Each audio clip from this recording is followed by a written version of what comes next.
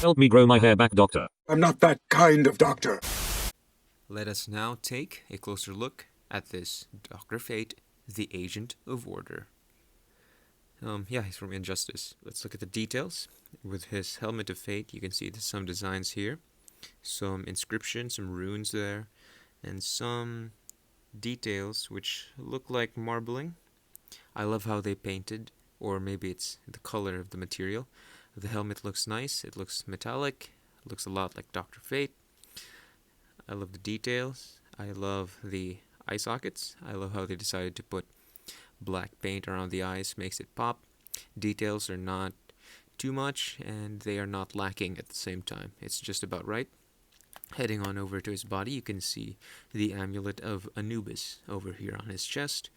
They call it an amulet, but it looks like an emblem here, but yeah, I don't mind. The blue, it's a dark navy kind of blue, the same that you'll probably see with Tobey Maguire's Spider-Man. This kind of blue kind of reminds me of, I don't know, a darker version of Homelander's suit. But yeah, you see dark blue and another shade of blue here, which is lighter in color. Kind of looks like gray. And a darker shade of gold, which looks like, no, I think this is like bronze or brown. And heading on over to his belt, I don't know what this is called, but it's probably some Egyptian deity that I don't know the name of because, yeah, I didn't do my research. The boots here, nice details.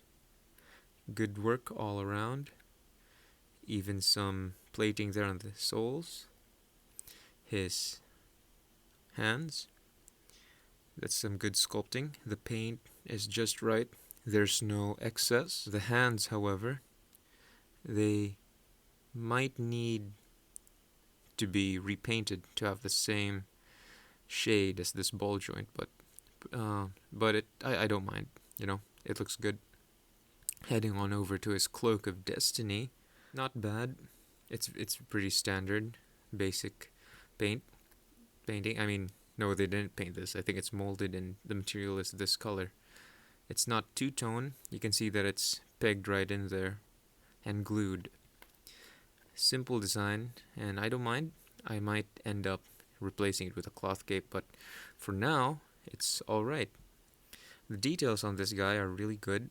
I'm gonna give it probably a 9 out of 10 because, you know, a simple design gives off simple energy, but it pretty much does the job and it gives the vibe of, you know, Dr. Fate, and it doesn't sacrifice anything.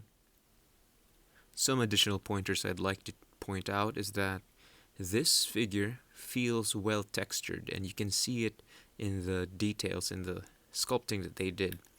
Like I said earlier, it's simple, but you can feel the care and detail that they added onto this guy. Because even at the back, it looks good.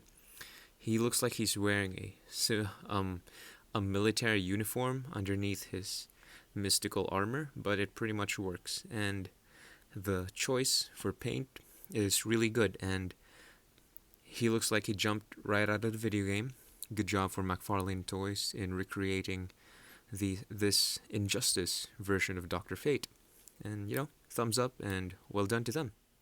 This figure pretty much comes with the basic standard McFarlane goodies, like the basic DC Multiverse stand, and his character card, which is underwhelming because I expected a Dr. Fate picture here, but they just did a Dr. Fate name here. Flipping it over, you can see some details about Dr. Fate. If you'd want to pause that now, feel free to do so. Let's now go and check out this guy's articulation. For the head, he can rotate 360. Look up, not that much because it is hindered by the helmet. Look down, not much as well. Side to side movement, however, is acceptable. And as for the arms, they can move all the way there. Now these shoulder pads are made out of a soft, pliable material. Though they will still clash with this, you can probably do that. You can orient it in a way to make it higher, but I don't recommend that because it's pegged here and through time it's gonna get loose and pop off. He has bicep swivel, butterfly joint, and a double jointed elbow, which makes for really good posing. And as for his wrist, he can move in, out, rotate, and it can pretty much do what you want it to do.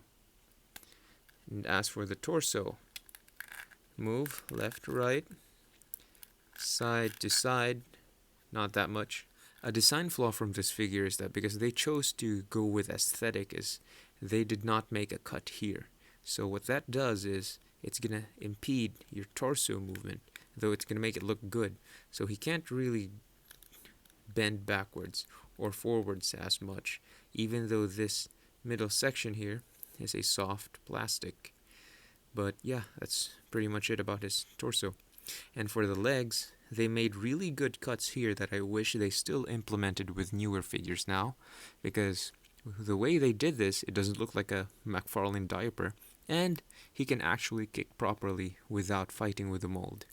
He can kick that far, but kicking back, also not bad. See? He can do the splits as well. And as for the legs, double jointed,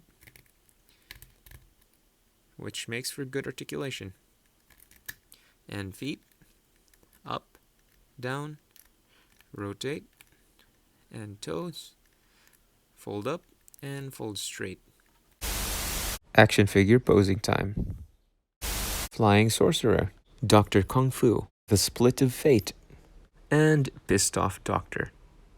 With the articulation test out of the way, it's now time to check Dr. Fate's size comparisons. This figure stands at about 7 inches tall. 7.5 or 7 point... There we go. He's a pretty tall figure by McFarlane standards. So, yeah, 1/10 scale. Dr. Fate compared to Black Adam, compared to Batman. Here he is compared to Blue Beetle, compared to Ocean Master. Here he is compared to a 1/12 scale SHF Thanos. Here he is compared to Marvel Legends Black Panther. And you can see the big difference between 1/12 scale figures and 1/10 scale figures. Here he is compared to Mezco 1/12 scale Captain America. And here he is compared to Morgan the Duck.